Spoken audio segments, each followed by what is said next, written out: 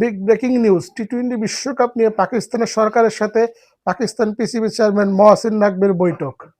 আগামী সপ্তাহে রেজাল্ট আসতে যাচ্ছে। আদৌ কি পাকিস্তান টি-20 বিশ্বকাপটা বয়কট করবে না টি-20 বিশ্বকাপটা খেলবে?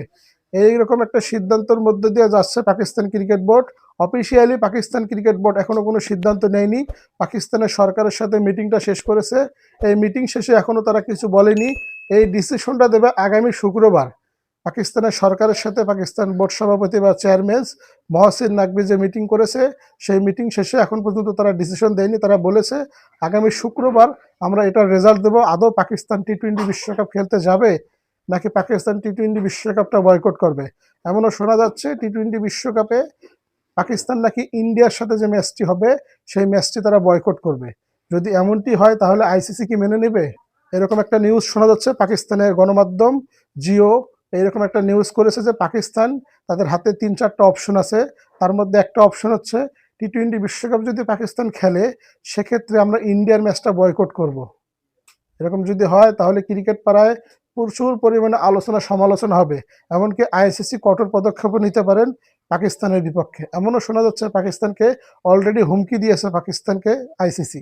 যদি এমনটা হয়ে থাকে, আইসিসির এরকম একপাক্ষিক সিদ্ধান্ত, ভারতীয় আধিপত্য, পাকিস্তানের বিরুদ্ধে এরকম একটা এলিগেশন নেবে, এরকম একটা পদক্ষেপ নেবে, তারা কখনোই মানবে না পাকিস্তান। এই সিদ্ধান্তটা কখনোই মেনে নেবে না পাকিস্তান। কারণ পাকিস্তান ওই ছোট উগান্ডার মতো একটা দেশ না যে আপনি যা বলবেন তাই মেনে নেবে। পাকিস্তান যদি বিশ্বকাপ বয়কট করে তাহলে আর্থিক ক্ষতির মুখে পড়তে যাচ্ছে আইসিসি। বাংলাদেশ টি-20 বিশ্বকাপ থেকে অলরেডি তারা নাম সরিয়ে নিয়েছে, তাদের জায়গায় স্কটল্যান্ড এসেছে। পাকিস্তানও যদি বাংলাদেশকে দেখে বা বাংলাদেশের এই সিদ্ধান্তকে তারা মানতে তো পারছে না, বাংলাদেশের কেন বাংলাদেশ বিশ্বকাপ খেলবে না, এই কারণেই পাকিস্তানের এই ইস্যুটা উঠে এসেছে যে বাংলাদেশ টি-20 বিশ্বকাপ খেলছে না, এই কারণে আমরাও খেলবো না, বা তাদের সরকারের সাথে মিটিং করছে। গতকালকে তাদের ক্রিকেটারদের সাথেও মিটিং করেছে। বাবর আজমরাও সিদ্ধান্ত দিয়েছে পাকিস্তান সরকার যদি টি-20 বিশ্বকাপ বয়কট করে তাহলে এখানে আমাদের কোনো দ্বিমত নেই, আমরা আমাদের সরকারকে ফুল সাপোর্টটা দিয়ে যাব। যদি এমনটাই হয়ে থাকে, পাকিস্তান সরকার যদি পিসিবির যে চেয়ারম্যান মহসিন নাকভির সাথে যদি মিটিং করে থাকে, যদি সিদ্ধান্ত দিয়ে থাকে, তাহলে এই সিদ্ধান্তটা একটাই হতে পারে, পাকিস্তান টি-20 বিশ্বকাপটা বয়কট করবে। আর যদি এমনটাই হয়ে থাকে তাহলে বিশাল বড় একটা ক্ষতির মুখে পড়তে যাচ্ছে আইসিসি।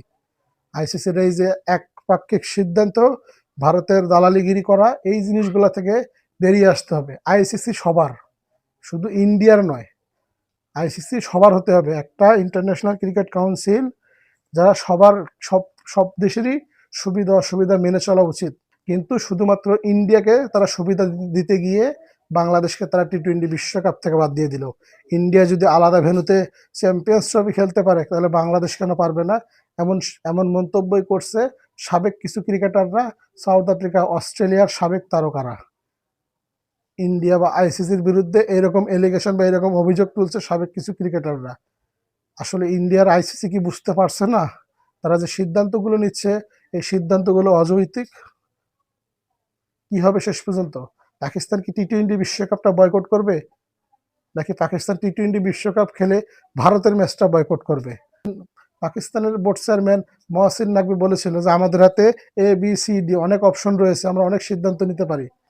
আমরা যদি বিশ্বকাপ খেলি তাহলে ইন্ডিয়ার বিপক্ষে ম্যাচ খেলবো না, আমরা এই সিদ্ধান্তটা শুধুমাত্র আমার ভাই বাংলাদেশের জন্য নেব।